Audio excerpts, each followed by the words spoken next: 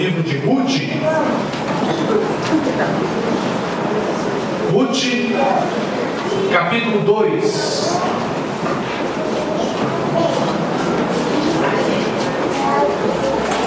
Ruth, capítulo 2, versículos de 1 a 9. Ruth, capítulo 2. Ruth está no Antigo Testamento. Você passe aí os 5 primeiros livros do Antigo Testamento, depois você passa Juízes e você está no livro de Ruth. Pequeno livro, um período chamado histórico das Escrituras, com 4 capítulos. Livro de Ruth, capítulo 2, versículos de 1 a 9. A palavra de Deus diz assim: tinha Noemi um parente de seu marido, senhor de muitos bens, da família de Elimeleque, o qual se chamava Boaz. Ruth, a moabita, disse a Noemi: deixe-me ir ao campo e apanharei as espigas atrás daquele que me favorecer. Ela lhe disse: vai, minha filha. Ela se foi, chegou ao campo e apanhava após os segadores, que são ceifeiros, na nossa tradução. Por casualidade, entrou na parte que pertencia a Boaz, a qual era da família de Elimeleque. Eis que Boaz veio de Belém, disse aos segadores: o Senhor seja convosco. Responderam-lhe eles: o Senhor te abençoe. Depois perguntou Boaz ao seu servo encarregado dos segadores: de quem é esta moça? Respondeu-lhe o servo: esta é a moça moabita, que veio com Noemi da terra de Moabe. Disse-me ela: deixe-me rebuscar espigas e ajuntá-las entre as gavelas após os segadores. Assim ela veio desde pela manhã até agora está aqui, menos um pouco que esteve na choça. Então disse Boaz a Ruth: ouve, filha minha, não vás colher em outro campo, nem tampouco passes daqui, porém aqui ficarás com as minhas servas. Estarás atenta ao campo que cegar e irás após elas. Não dei ordem aos servos que te não toquem. Quando tiver sede, vai às vasilhas e bebe o que os servos tiraram. Até aqui. Você deve estar pensando: poxa, leu o versículo 9 aí, então é uma interrogação, mas é porque eu estou com a mentalidade de dar em VI, que aqui é quase que uma afirmação isso aqui. Vamos orar mais uma vez. Deus, ilumina-nos, Deus. Fala aos nossos corações. Traz a nós, Deus, a Tua verdade. Capacita-nos para que sejamos realmente instrumento nas Tuas mãos. Fale conosco. É isso que nós te pedimos, te rogamos, neste momento, no nome de Jesus Cristo, nosso Senhor. Amém. Queridos, existe uma música do Titãs, do grupo Titãs, que chama Epitáfio. E o refrão dessa música diz assim: o acaso vai me proteger enquanto eu andar distraído. O acaso vai me proteger enquanto eu andar. Eu quero te fazer uma pergunta aqui: existe acaso? Eu brinquei com a Lênia de manhã, porque eu ia continuar o Ronaldo hoje à noite, né? Se existe, o que faço com a providência de Deus? Tentando responder essas perguntas e outras que possam surgir na sua cabeça com relação à questão do acaso e da providência, eu te convido a nós explorarmos o livro de Ruth nessa noite. A fim de lembrar os irmãos aqui, eu tenho exposto o livro de Ruth há algum tempo, né? Aqui na igreja, desde que cheguei, expus todo o capítulo 1 e agora nós nos encontramos aqui no capítulo 2. Bom, só a fim de nós recapitularmos aqui, eu teria aqui uma página de contextualização, mas eu vou fazer ela sem olhar para o papel aqui, lembrar os irmãos, fazer um raio da história aqui, né? Bom, o livro de Ruth começou com a saída do marido de Noemi, indo para a terra dos Moabitas. Ele deixa Belém, vai morar com os Moabitas. Nós vimos todo o resultado desastroso que foi essa mudança. Ali ele então morre, seus 2 filhos se casam, Malom e Quilion. Um deles casou-se com Ruth. Esses dois homens, os dois filhos morrem, e então Noemi resolve retornar para Belém, e nesse retorno vem com ela suas duas noras, Orfa e Ruth. No meio do caminho, nesse regresso para Belém, nós vemos então Noemi desmotivar, tentar fazer com que essas meninas ficassem, ou essas mulheres, ficassem na sua terra, em Moabe, e não viessem com ela. No entanto, a Orfa resolve então desistir, mas Ruth então se posiciona diante de Noemi e diz para ela: eu não vou, eu vou ficar com você. Porque agora, estou parafraseando aqui o texto: o teu Deus é o meu Deus, aonde o teu povo é o meu povo, onde você for, eu também vou.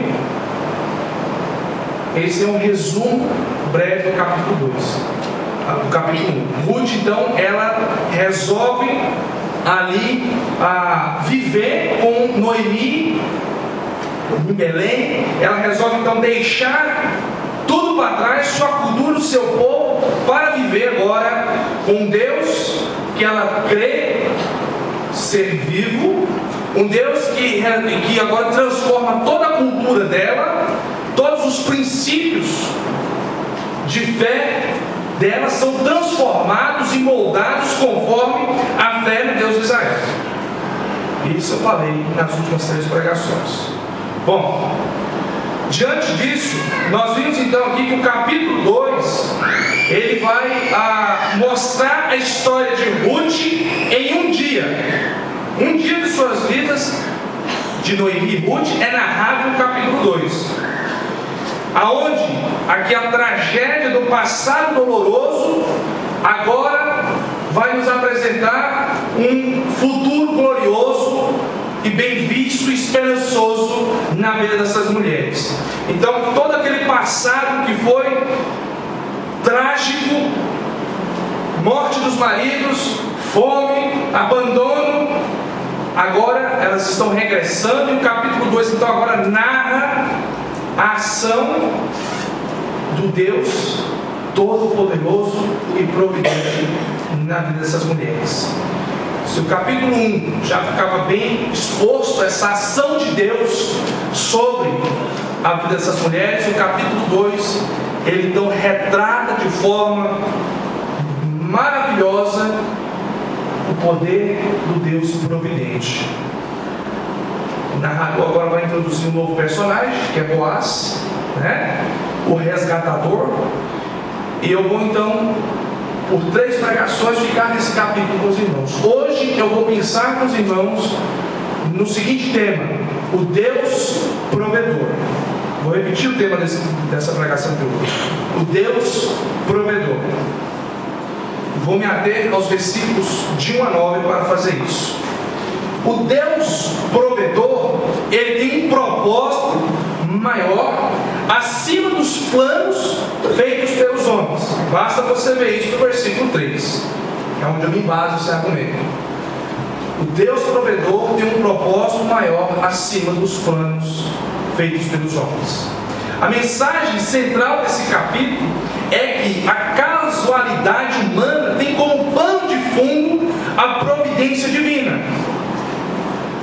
Por trás dos aparentes acasos ou acidentes, retire essa expressão acasos aí agora e coloque acidentes dos encontros comuns do dia a dia, Deus expressa o seu cuidado e sua determinação providencial. A graça de Deus manifestando o seu poder e a sua providência. Ruth não deu nenhum passo sequer sem que o Senhor a guiasse. Deus é quem ordena os acontecimentos. Eu vou afirmar isso várias vezes essa noite, para que você, crente presbiteriano, entenda que Deus está por trás da história da sua vida. Podemos até pensar que fazemos coisas por acidente e casualidade. No entanto, nada acontece sem que Deus esteja no controle. Nada acontece fora da soberania e da vontade de Deus, guiando os acontecimentos de nossas vidas. Certamente, Deus está acima de nossa capacidade de compreensão. E por isso, Ele guia tudo conforme a sua vontade. Não damos nem um passo sem que Ele conheça esses passos. Não pronunciamos uma palavra sequer sem que Deus o saiba. Jesus nos mostra que Deus conhece as nossas lutas diárias e por isso providencia para que tudo aconteça conforme sua sabedoria e presciência divina. Está no capítulo 6 de Mateus, versículo 30. Essa abordagem de Jesus. Nesse texto aparece aqui uma sentença que eu quero gastar um tempo aqui tentando explicar para os irmãos. Talvez você esteja pensando, poxa, ele está se contradizendo com o texto, porque o texto está falando que por casualidade. Vou explicar para os irmãos então. A sentença, e ela é vital aqui para compreendermos o capítulo 2, é por casualidade. Esse sufixo aí, que provavelmente sugere uma ligação mais pessoal entre Ruth e o que lhe aconteceu. Talvez até mesmo um senso de destino por parte do narrador da história. Em todo caso, à primeira vista, a expressão sugeriu que o que aconteceu foi surpresa. Então a ideia aí dessa expressão casualidade é que é um acidente que é surpreendente.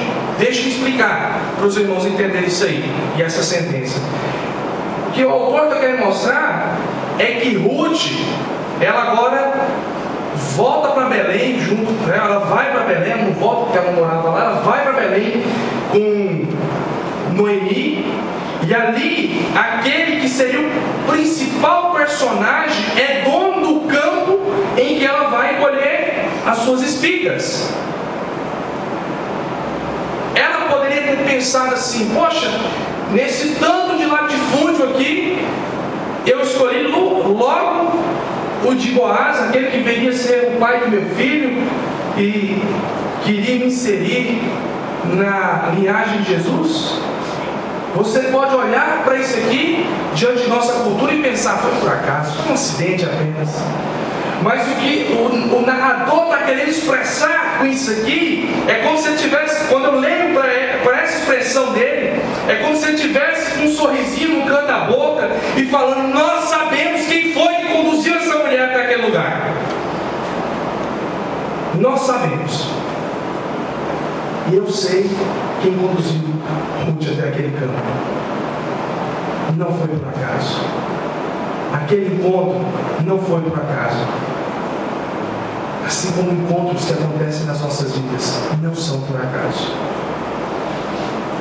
Bom, no meio de uma grande quantidade de campos, a Ruth vai colher justamente naquele que era da família de Noemi e que seria o lugar de propriedade de Boaz, aquele que viria então restaurar a vida daquelas mulheres, ou melhor dizendo, ser o instrumento de restauração da vida daquelas mulheres. Foi por acaso isso? Não acredito. Foi acidente? Pode até parecer para Ruth naquele momento, mas para mim e para você, não. Nós sabemos quem estava por trás daquela história. Sendo assim, é compreensível que o escritor mostrou aqui a mão oculta providencial de Deus por trás da história. Sua história, querido, não está ao relento. Vou relembrar aqui a escola dominical que é Ronaldo, né? Não é um movimento circular que não acaba jamais. Pensamento grego. Não é um movimento sem sentido, sem função, sem futuro, que é o que o existencialismo prega. Não cremos no acaso, cremos em Deus providente. Justamente por causa de eventos como esses, os crentes de hoje fariam bem se observassem com maior atenção os acidentes similares com este de Ruth, pois talvez pudessem entender que a mão divina está por trás de cada encontro que você tem na sua vida. Bom, mas o Deus provedor, Ele também pode mudar o cenário trágico da vida, promovendo assim grandes vitórias. O Deus provedor pode mudar o cenário trágico da vida para grandes vitórias. Antes de mudar as circunstâncias em que nós nos encontramos, Deus deseja transformar nosso coração. Se a nossa situação mudar para melhor, mas continuarmos os mesmos, na verdade nos tornaremos os mesmos. Na verdade, nós nos tornaremos piores do que somos. O pensamento de Warren Wiersbe. A dramática história das duas viúvas pobres aqui, transformadas em apenas um dia. Um fato novo surgiu e a página da dor foi virada para sempre. Deus está com as rédeas da história em suas mãos. Ele pode intervir em sua vida e transformar as tragédias em triunfos, irmãos. E isso tudo em um dia, se ele quiser. O passado de dor pode se converter num lindo dia florido, num episódio de graça, esperança e amor. Há um ditado por aí, que Deus ajuda quem cedo madruga.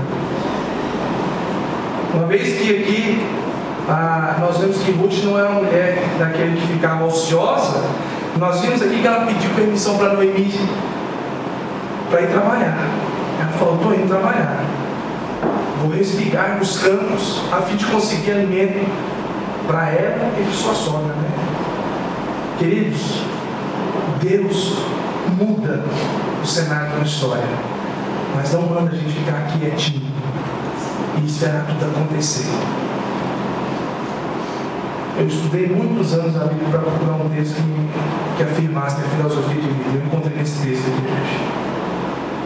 Eu não concordo com aquele crente que acha que Deus vai vir, vai tomar a ferramenta da mão dele e vai fazer as coisas e justifica a sua preguiça. Deus nos chama a trabalhar e a confiarmos na sua ação providente em meio à nossa luta. Esse texto nos mostra isso. Essa mulher foi para a luta. Ela não ficou em casa chorando nos cantos, vendo sua vida passar, se condoendo com toda a dor que ela tinha. Ela foi para a luta. Essa decisão foi um passo de fé para Ruth. Tomando por base aqui os mandamentos da lei que Deus havia estabelecido. Em Levítico 19, versículos de 9 a 10, onde Deus fala o seguinte. Vou resumir, depois você tem a curiosidade desses textos em casa. Deus fala para nós, falava para Israel o seguinte: os campos vocês plantem, o que sobrar nos campos deixe lá, para que os povos possam recolher. Ela sabia dessa lei por causa de Noemi.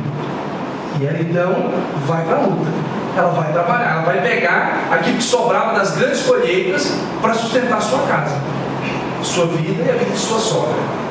A existência dessa lei prova a preocupação de Deus com os pobres dentro do povo dele, Israel.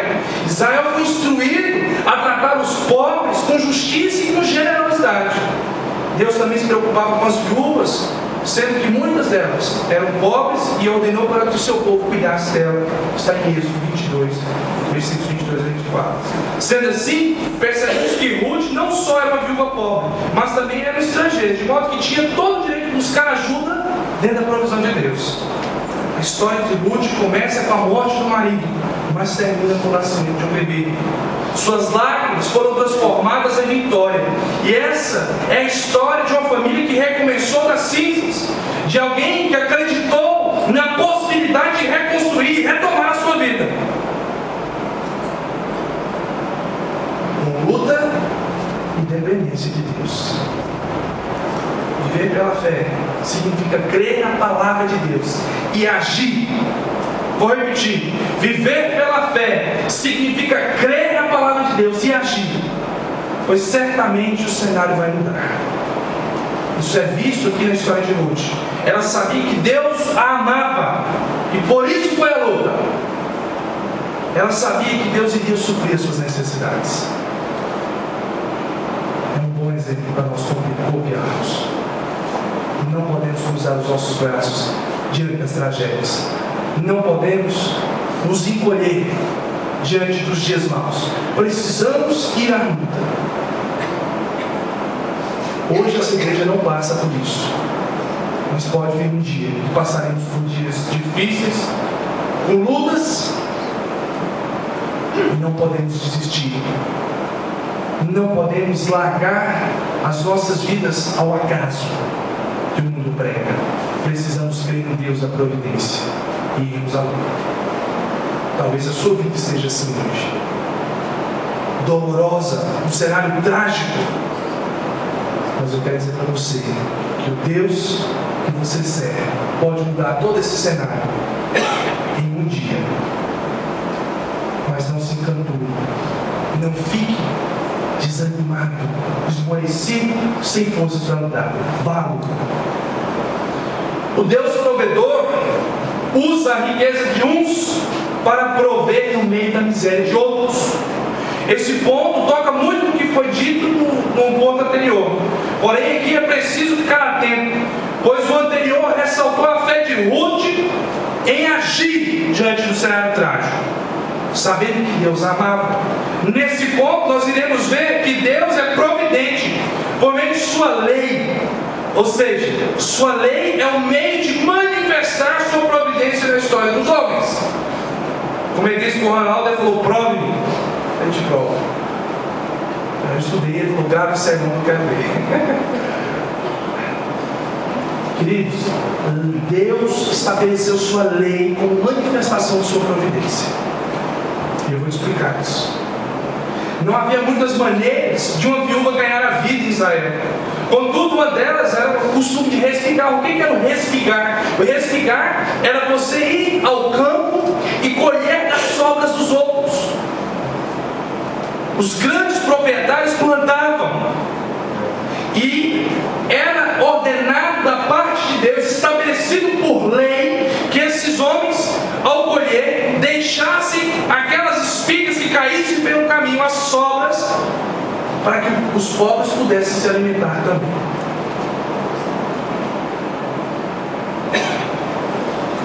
Havia provisão na lei, que na época da colheita, o fazendeiro não colhesse os cantos da propriedade, nem apanhasse aquilo que caísse no solo. De fato, se eles se esquecessem de um molho no campo, estavam proibidos de voltar até lá para apanhar, se esqueciam. Está em Deuteronômio capítulo 24, versículos 19 a 24. Gostaria de chamar a atenção aqui também para o Salmo 146, versículo 9. Então a gente dá uma analisada boa nesse salmo. O Salmo 146, no versículo 9, diz assim: o Senhor guarda o peregrino, ampara o órfão e a viúva, porém transtorna o caminho dos ímpios. Observe aqui o paralelismo do Salmo 146. E aí lembra que o paralelismo na língua hebraica é quando o autor diz uma coisa e ele reafirma com outras palavras na linha de baixo. Se Deus aqui é o sujeito e Ele é o sujeito de ambos os verbos, os objetos de ambos os verbos também estão relacionados. Assim, os ímpios nesse contexto são aqueles que oprimem os menos favorecidos, e com isso eles manifestam que não apreciam a graça de Deus, especialmente como ela foi demonstrada durante todo o êxodo. Essas disposições de caridade da lei e da teologia relembravam ao povo de Deus a posição singular que eles tinham entre as nações do mundo. Conquanto todos tivessem que ganhar a vida, e todos nós temos, e colocar comida nas nossas mesas, ganhar a vida para o povo de Israel e para nós, não deve ser consumido. Tudo sem dar atenção a Deus e o seu povo. O ímpio poderia dizer: todo o trabalho do homem é para a sua boca, mas a lei de Deus instruiu o seu povo a viver por algo maior do que o consumo pessoal. Deus forneceu o maná no deserto, e assim os israelitas aprenderam que não só de pão viverá o homem, mas de tudo que procede da boca de Deus viverá esse homem. Deuteronômio 8, versículo 3. A provisão de Deus, queridos, para o seu povo, liberta-o para olhar para as necessidades dos outros. Vou repetir isso aqui: a providência, a provisão de Deus em nosso favor, liberta-nos para que possamos olhar a necessidade dos outros e assim tratá-los como Deus os tratou. Foi o que aconteceu na vida de Ruth. O que nós vemos aqui é a lei de Deus amparar essa mulher, ser providente na sua vida. Essas provisões eram feitas com vistas aos pobres mesmo. A Bíblia diz que os ricos devem ser generosos no repartir. Os bens não são dados para serem acumulados, mas para serem repartidos. A semente que se multiplica não é a que comemos, mas a que semeamos. Quando abrimos a mão para repartir com nossa generosidade, Deus multiplica a nossa sementeira, pois a alma generosa prosperará. Diante disso, eu quero fazer 3 aplicações para a sua vida. Veja em qual dessas aqui você se encaixa. Primeiro, acredite que Deus é providente. Você, homem, você, mulher, que está aqui dentro nessa noite, pare de acreditar que as coisas acontecem por acaso, por mera coincidência, por sorte ou por azar. Você, jovem, pare de querer deixar a sua vida ser conduzida ao relento. Planeje, trabalhe, construa e confie em Deus e na sua providência. Todos nós devemos planejar e confiar que Deus está agindo no curso de nossa história. Nós não somos acidentes, não estamos neste lugar, neste momento aqui, ouvindo isso pelo acaso. Deus te trouxe aqui nessa noite para que você entendesse que você foi escolhido por Ele antes do mundo ser mundo.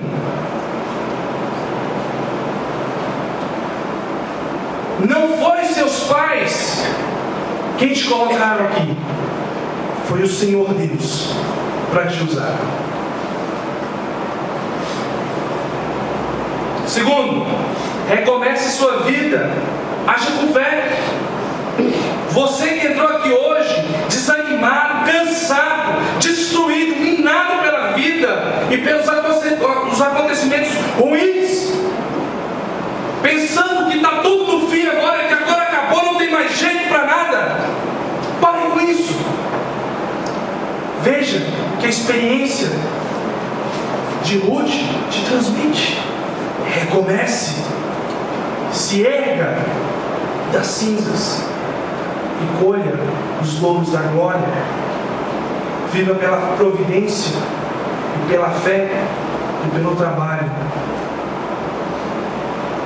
Deus quer te ensinar algo com a experiência ruim, danosa, que te machuca neste momento.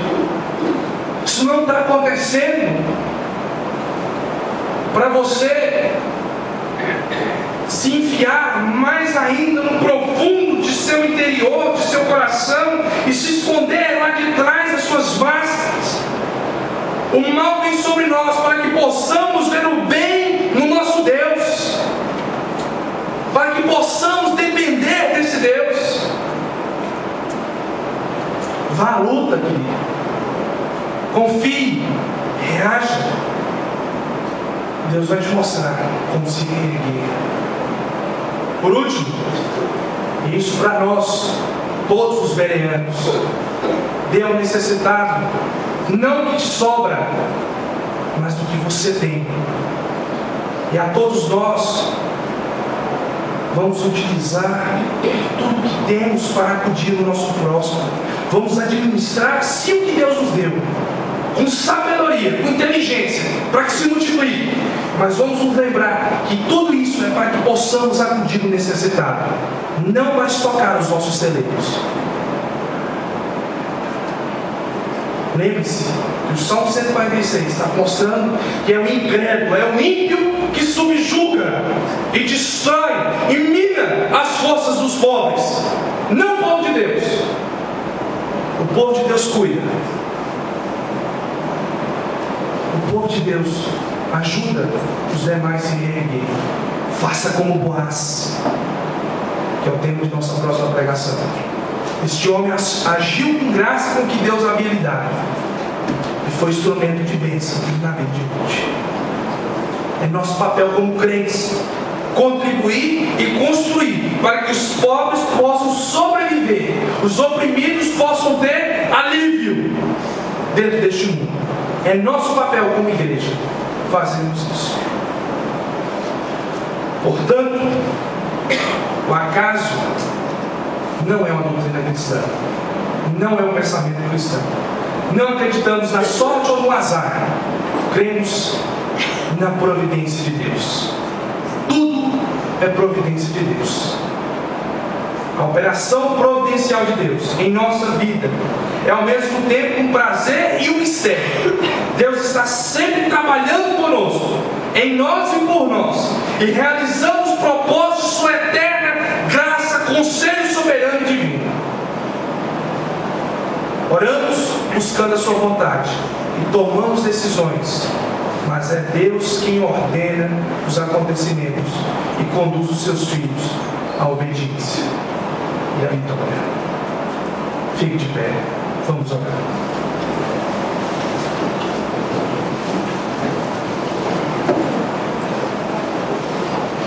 Não sei como é que está o seu coração nessa noite. Não sei como é que anda a sua vida, meu querido. Mas eu quero dizer para você que Deus sabe. E que nada está passando desapercebido aos olhos de Deus. Deixe a sua vida nas mãos desse Deus. Confie na sua providência. Feche seus olhos. Faça a oração da fé. Confesse Cristo Jesus como Senhor da sua vida. Creia nele como o Senhor que te colocou neste mundo para servir, para ser instrumento dele.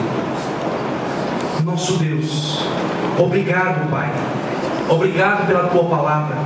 Obrigado pela tua grandeza. Obrigado, Deus, porque em tudo nós temos visto a tua boa mão sobre nós.